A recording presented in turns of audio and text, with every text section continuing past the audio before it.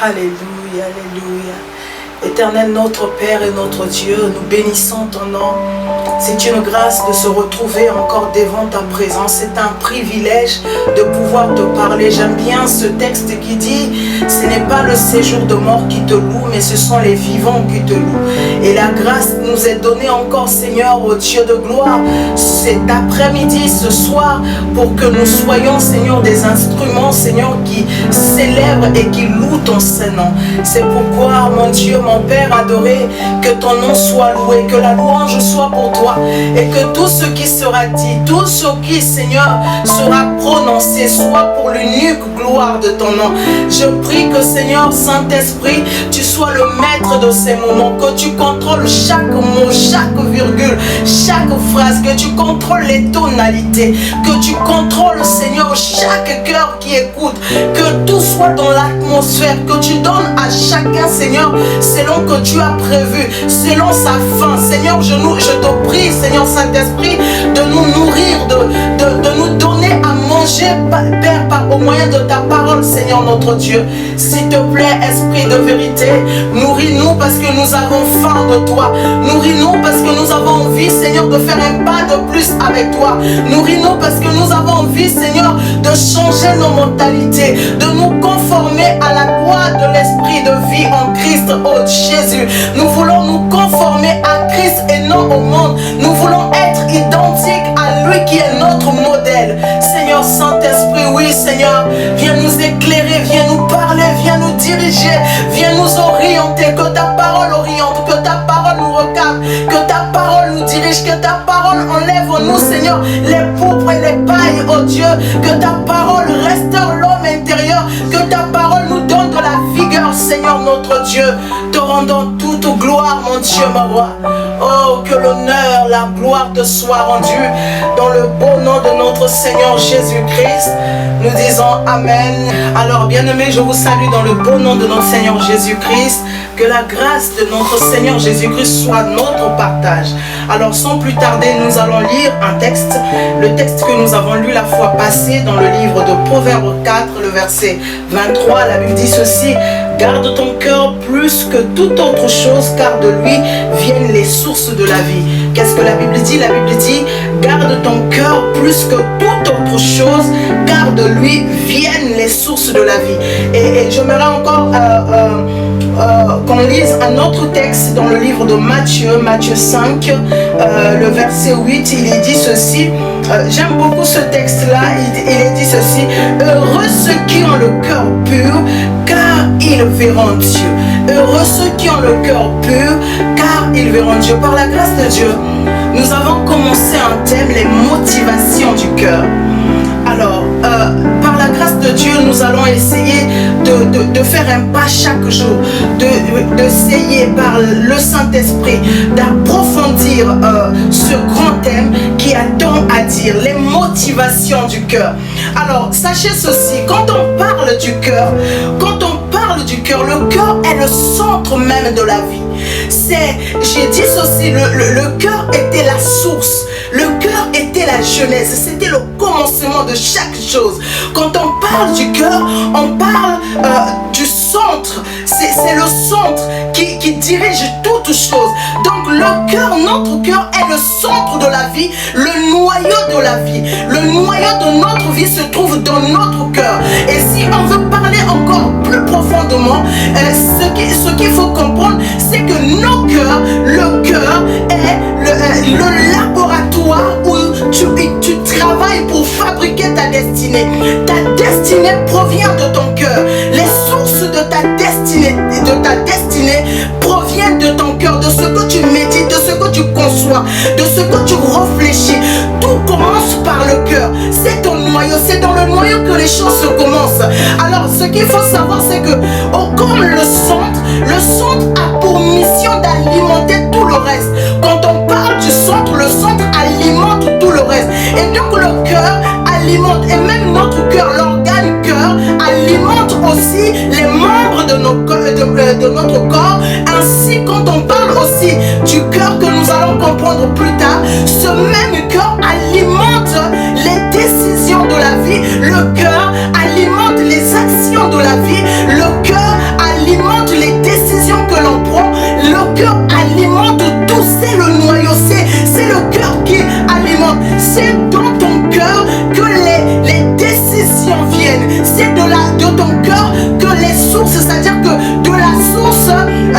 source donne vie aux fleuves, aux rivières et tout le reste.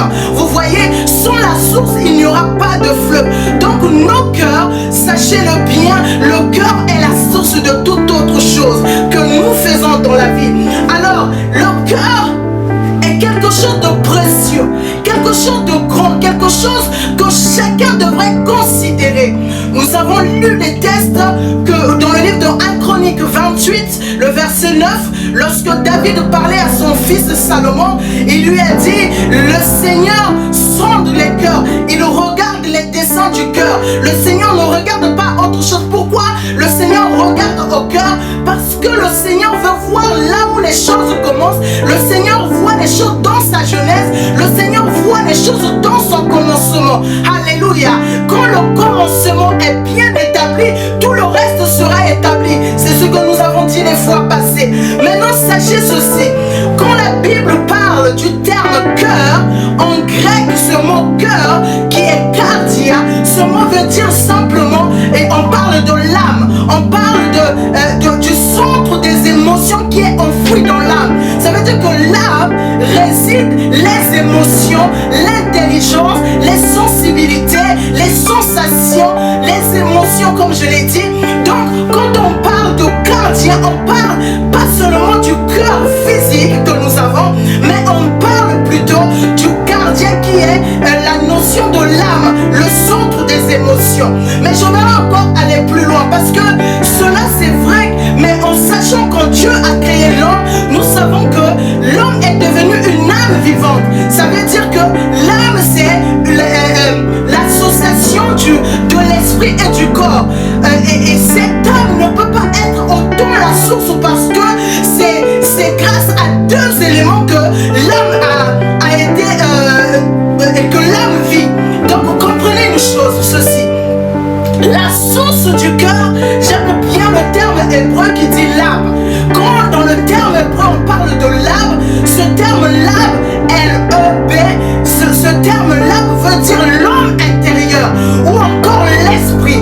Donc en soi bien aimé, le cœur est situé dans l'esprit, je l'expliquerai plus tard. Le cœur est situé pas seulement dans l'âme, c'est vrai, l'âme est le gestionnaire, l'âme est le centre, l'âme est celui qui s'occupe, le gestionnaire n'est pas la source. L'âme s'occupe de ce qui lui a été confié. Mais la source du cœur, quand on parle du cœur, c'est l'homme intérieur. Et dans la partie esprit de l'homme, nous savons que dans cette partie de l'esprit de l'homme, il y a ce qu'on appelle l'intuition, la communion et aussi ce qu'on appelle la conscience. Et vous allez voir que dans la conscience, j'aime dire que dans la conscience, il y a un marteau, il y a un jugement. C'est comme s'il y avait un juge qui tout le temps vient et dit tu ne feras pas ça, ça ce n'est pas bon, ça ce n'est pas bien fait.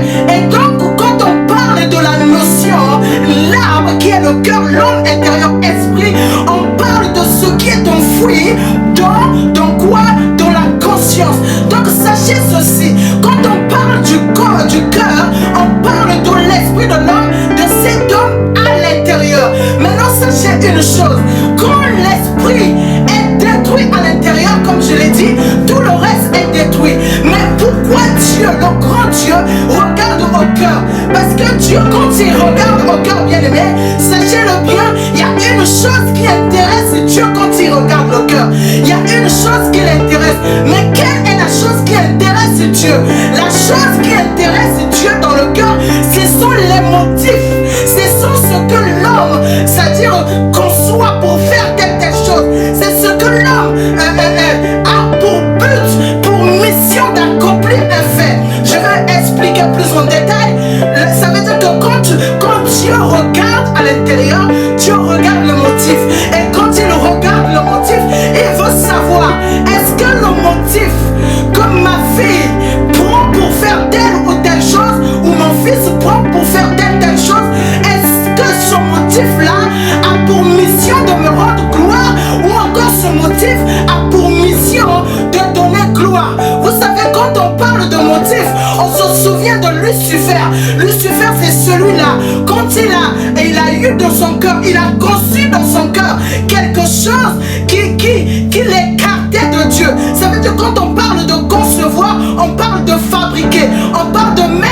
projet, on parle d'élaborer un plan. Ça veut dire que dans le cœur de Lucifer, avant sa chute, son cœur était dédié complètement à Dieu. Son cœur n'avait qu'une source. La source de son cœur, c'était Dieu. Mais à un moment donné de sa vie, son cœur a commencé à voir d'autres sources. Son cœur a commencé à voir ce que j'appelle des sources sauvages. Et ces sources sauvages l'écartaient de Dieu. Le motif de ces sources sauvages n'avait plus rien à voir avec ce que Dieu avait mis dans le cœur. Parce que sachez-vous, le motif dans le cœur est comme la matière première. Ça veut dire que le motif comme matière première a pour mission c'est-à-dire de louer Dieu. Ça veut dire que quand tu as un motif, quand tu travailles un motif avant de faire quelque chose, ce motif-là va te dire simplement si la gloire revient à Dieu. Ce que tu fais, si la gloire revient à Dieu ou revient à l'homme. Lucifer, dans son cœur, il a élaboré les plans pour que la gloire lui soit rendue. Pour que, quand on le regarde, pour qu'on voit aussi qu'il valait quelque chose.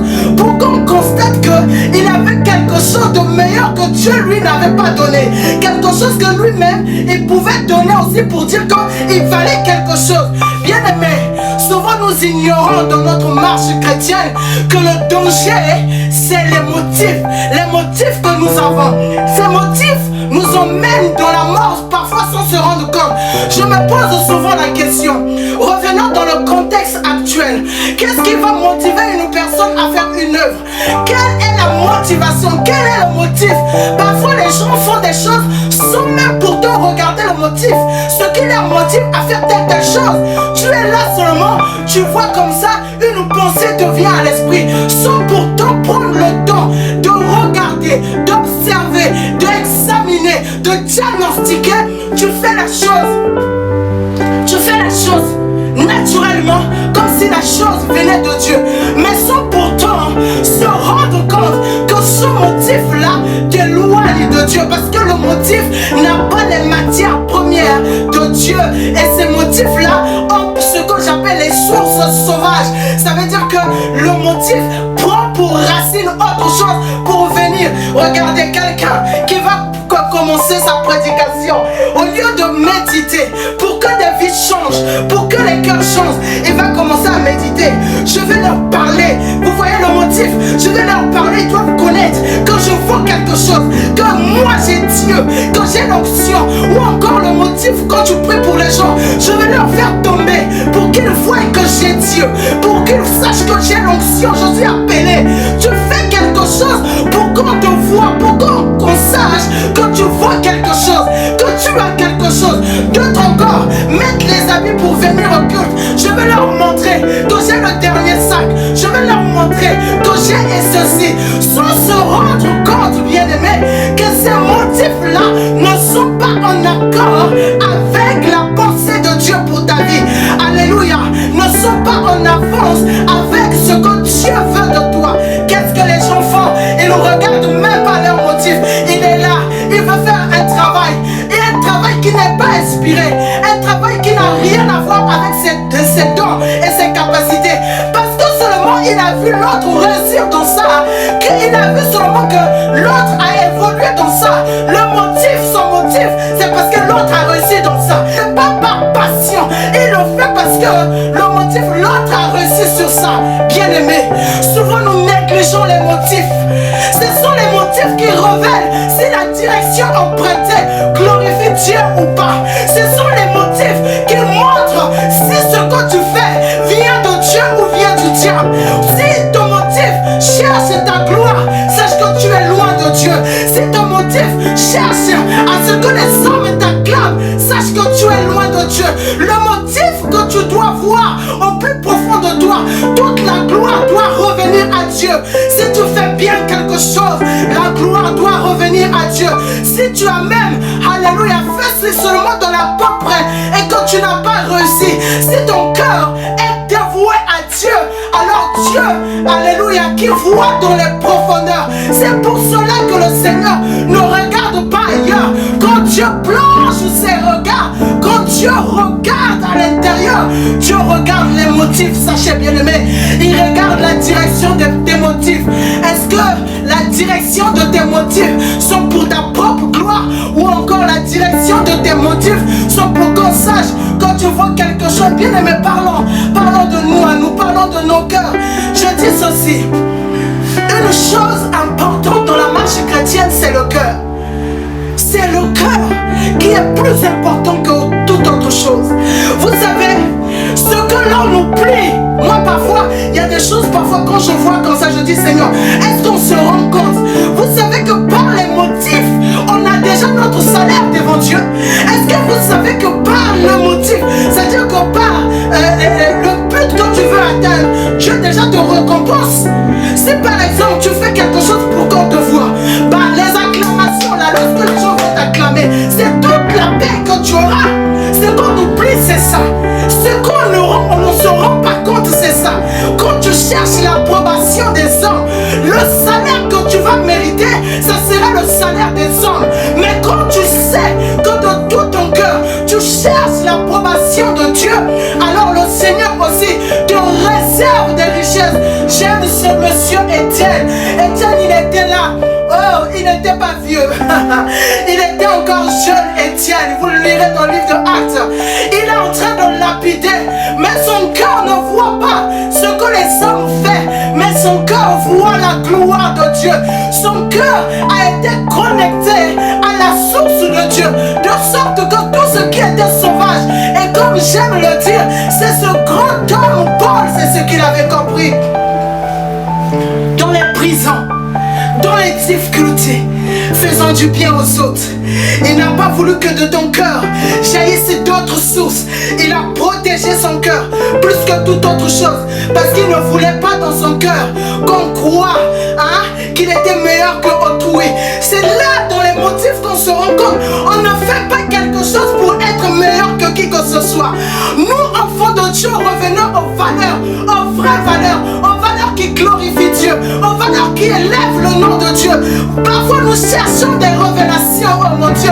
Parfois nous cherchons des mystères. Mais quand nous n'avons pas saisi le travail du cœur, même si on a des mystères, on sera comme cela de Matthieu 7 à partir du verset 21. Le Seigneur dirait, je ne vous connais pas, parce que vous avez cherché des miracles, vous les avez eus, les hommes vous ont acclamé. Mais quant à votre cœur, les motivations, quelqu'un qui croit que le ministère est plus grand que sa relation que Jésus, c'est un imposteur, c'est une personne qui n'a pas connu le Seigneur, une personne qui connaît le Seigneur de tout son être. Il sait que la source, ses motivations, c'est le Seigneur. Douleur ou pas, épreuve ou pas, il regarde au Seigneur. Bien aimé, j'aimerais vous dire quelque chose. Une richesse que j'ai compris dans ma vie, une prière que je fais toutefois. Je dis à mon Dieu, quand tu me donnes, quand tu ne me donnes pas, rien ne changera ta valeur dans mon cœur, oh mon Jésus. Rien ne changera ta valeur dans mon cœur, parce que ce ne sont pas les motifs ou les approbations des gens qui feront changer ta position en moi. Bien-aimé, le motif, c'est la matière première. C'est ce que tu dois utiliser pour orienter la direction de tes œuvres. Nous, on voit seulement ce que tu accomplis. Mais il se peut qu'à la fin, le Seigneur ne te paye pas. Parce que peut-être il se peut que tu avais eu la compte. Vous savez, la compte, c'est quoi? La compte, c'est ce qu'on prend avant que la paye soit donnée. Quand tes motivations sont pour ta propre gloire, quand tes motivations sont pour qu'on t'élève, pour que tu aies un nom, pour qu'on te reconnaisse, quand tu fais deux pas, qu'on sache que elle là c'est Karine et Yana. Quand tu as des motivations comme ça, les hommes vont t'acclamer, les hommes vont te dire, oh tu es loin de Dieu. Oh, vous savez encore, nous vivons un temps où il y a tellement des éloges. S'il faut regarder à des éloges, je bénis Dieu parce que au jour d'aujourd'hui nous prêchons que devant la caméra, on n'a plus besoin des éloges et le Seigneur nous corrige par rapport à ça aussi. Donc quand toi tu aimes les éloges, ce que tu ne sais pas, c'est que tu es en train de prendre des acomptes. Tu récupères des acomptes et à la fin du mois, tu vas te retrouver sans salaire. Et pourquoi? Parce que tu avais déjà pris les acomptes. Alors sachez une chose, bien-aimé, les motifs, c'est ça, c'est que Dieu regarde. Nous avons lu dans 1 Chronique 28, le verset 9, Dieu, David dit à son fils, il dit fais très attention avec ce Dieu. Parce que lui, il sonde les cœurs, mon Dieu. Il sonde les cœurs. Il pénètre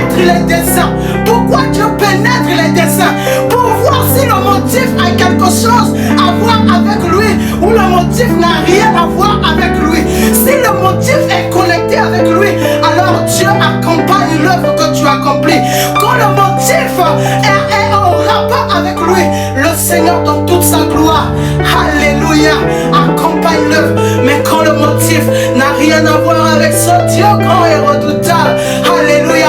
Ce qu'on ignore, c'est que Dieu nous déclasse peu à peu. J'aimerais dire ceci. La vie chrétienne, c'est un travail permanent. La vie chrétienne, c'est pas seulement s'asseoir et croiser le bras. Le jour où tu as reçu Jésus-Christ comme Seigneur et Sauveur, c'est là où tu es rentré en CDI pour faire un travail. Et pas un travail de moi, c'est-à-dire pas un travail à négliger, mais un travail qui doit te transformer, peu à peu, te transformer ta nature pour que tu viennes, que tu sois à la ressemblance de Christ. Et ce travail passe par l'état de ton cœur. L'état de ton cœur qui doit être travaillé. La nature intérieure qui doit être travaillée. Parce que si tu ne travailles pas cette nature, bien aimé, sachez que vous passerez à côté de quelque chose. Le brisement, nous parlons, vous savez, sur les motifs. Parlons sur les motifs. Les motifs sont tellement... C'est quelque chose de dangereux, bien aimé. Pourquoi? Parce que vous savez, quelqu'un peut faire autre chose. Vous voyez, il est en train de faire autre chose avec ses mains. Mais ce qu'il est en train de faire, c'est juste pour vous distraire. Mais le motif est caché. Vous savez, le diable, c'est ce qu'il a compris. Quand il vient devant vous, il vous montre autre chose. Mais il a d'autres intentions. Il a autre chose derrière la tête. Le motif est caché. Les œuvres sont visibles. Le motif est caché. Mais Dieu remonte pour voir ce motif-là, pour voir pourquoi tu fais telle chose. Moi, je m'étonne parfois, bien aimé, quand je vois certains partages où tu vois le tumulte vient des chrétiens. Parlons des choses qui nous transforment. Je me dis une chose, quand toi, enfant de Dieu, tu prends le temps de partager un message qui est en train de salir l'image d'une personne. Bien aimé, tu quittes ta maison. D'autres personnes disent que non, j'avais pas prévu de dire ça. Mais si on remonte dans sa pensée, on verrait que la personne avait déjà le motif. D'autres personnes, tu crois que tu l'as croisé, non, parce qu'il a étudié, qu'il finit le travail à telle heure. Si je me promène à son arrêt de bus, certainement je vais le croiser et je pourrais parler avec lui de telle ou telle chose. Ou encore je dirais, ah, tu avais suivi telle chose. Et par ça, je sais que si j'enclenche seulement l'élément, on va aller là où j'attends. Vous savez, les motifs, c'est quelque chose de dangereux. Pourquoi? Parce que la personne, il sait où il va t'emmener, il sait où est-ce qu'il veut te conduire. Et toi, sans le savoir, souvent nous aussi, enfants de Dieu, nous n'avons même pas le discernement. Et qu'est-ce qui se fait? La personne a planifié son motif. Et ces motifs-là ont seulement pour mission de venir t'arracher quelque chose dans la bouche. Pour qu'on te dise que sur les lieux publics, il avait dit ça, il a sali l'image d'un tel. Mais tu ne sais pas. Aujourd'hui, les motifs des chrétiens, c'est de tendre des pièges aux autres. Le motif de chrétien, ils partent avec des idées pour détruire. Un tel t'avait dit ça. Toi, tu vas dire à tel. C'est quoi le motif? Dans quel but? Dans quel cas on parle d'enfants de Dieu? Et ce que je ne comprends pas quand c'est comme ça, le soir, tu reviens à la maison. Ah là, papa, Seigneur, je te bénis. Seigneur, je te rends grâce. Les motifs, on ne prend même pas le soin de demander pardon à notre Dieu. On fait des motifs, entre nous, on se détruit. Les motifs sont tellement cachés et en train de détruire des vies, détruire des cœurs. Dans ces motifs, il y a les hypocrisies, il y a la jalousie. Dans ces motifs-là, tu vois quelqu'un, il veut te demander peut-être, il veut te demander comment tu arrives à réussir, comment tu arrives à avoir plus de capital. Mais au lieu d'aller directement, lui il va pas te dire ça, hein. Il va juste aller dans les manigances. Parce qu'il sait que si j'appuie sur ce bouton m'emmènerait vers ce bouton. Et la fin, c'est que la personne finira par me dire, bien-aimé, rentrons en nous-mêmes, rentrons à l'intérieur de nous, regardons nos motifs, regardons les motivations cachées de nos cœurs. Est-ce que ces motivations sont à la gloire de Dieu?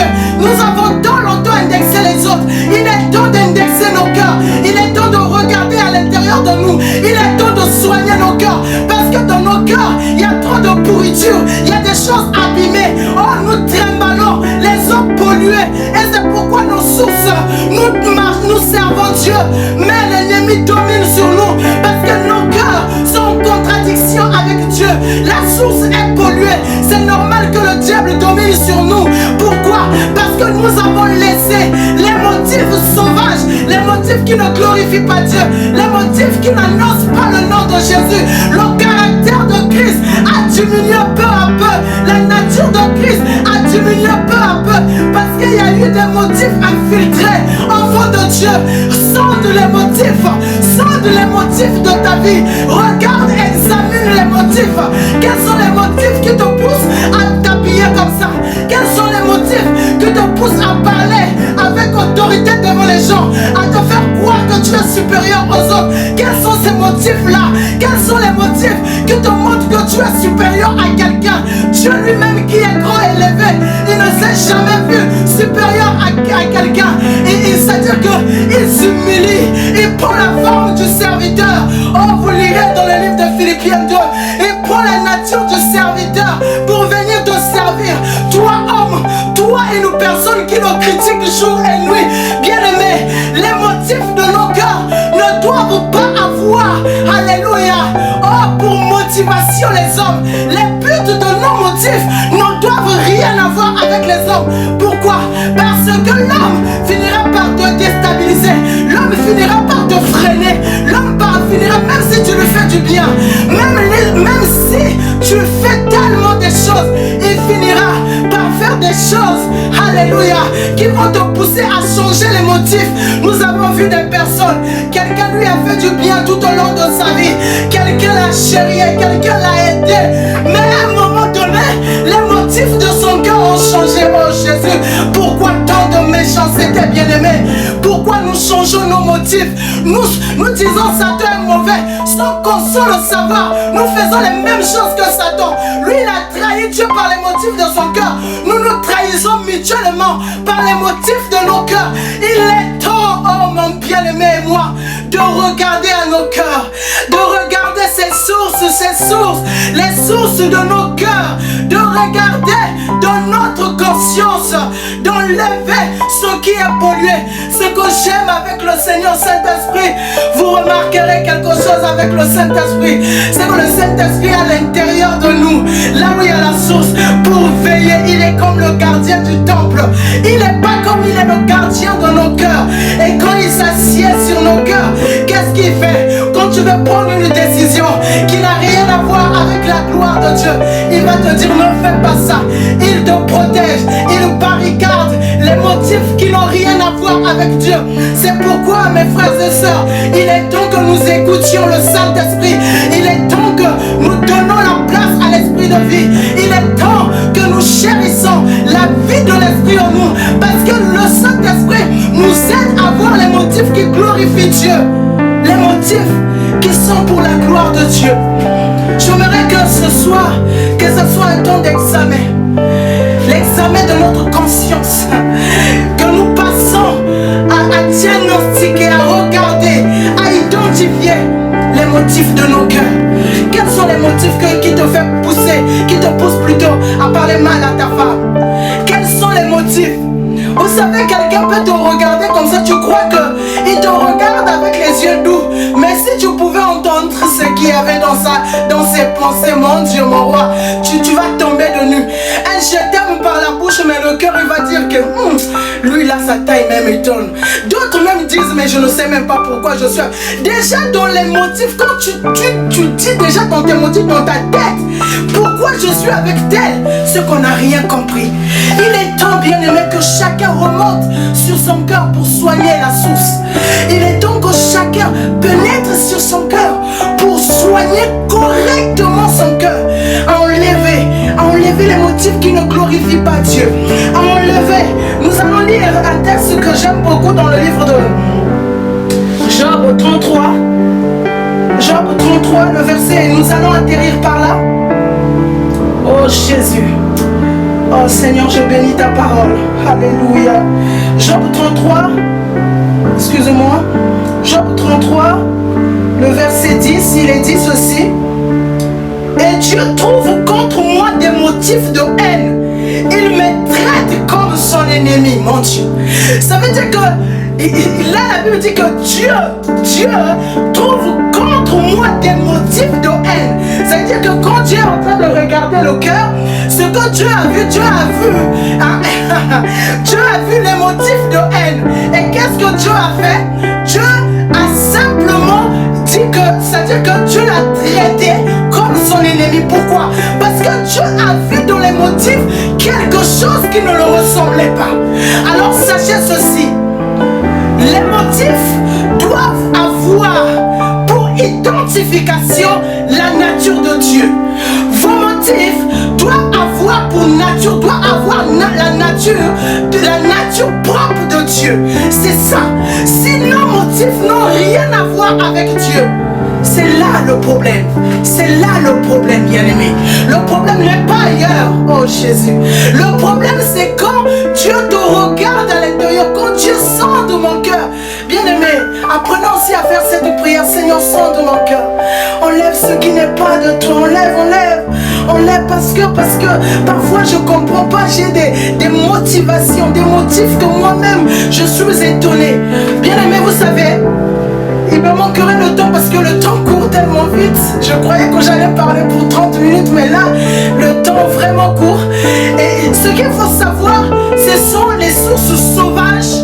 Les sources sauvages des motifs. Les sources, on va essayer d'aller rapidement. Parmi ces sources sauvages qui te poussent à avoir des motifs qui ne glorifient pas, qui fait que Dieu devient ton ennemi, il y a l'entourage.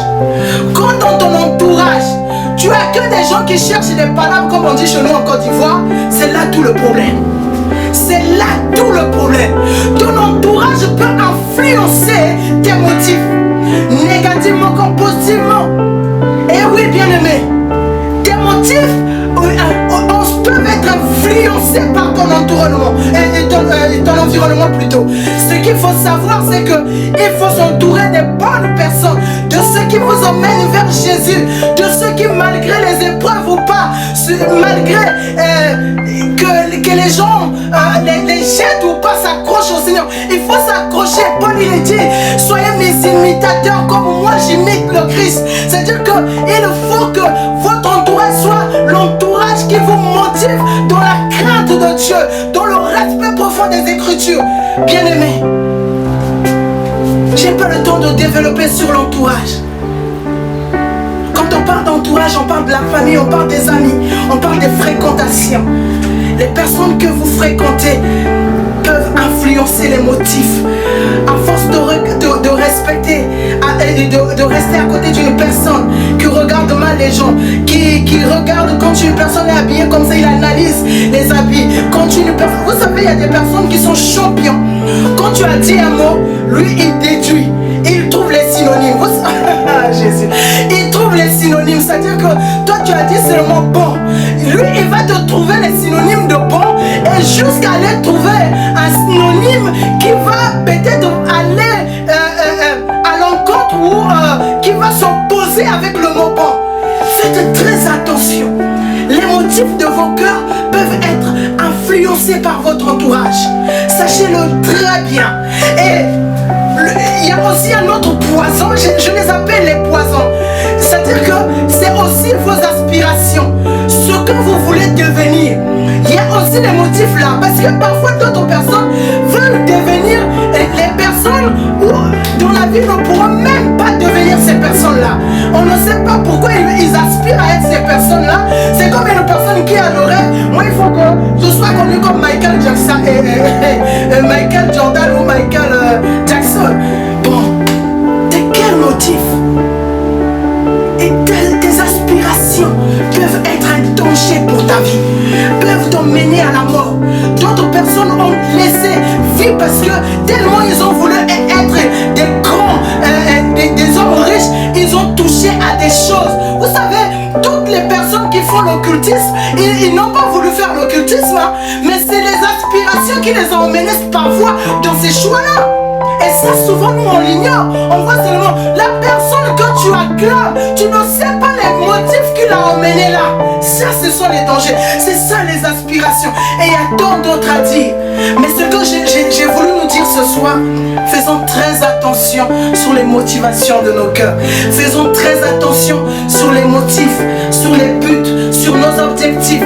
Regardez si dans ces objectifs-là, il y a Dieu quelque part. Est-ce que tu es...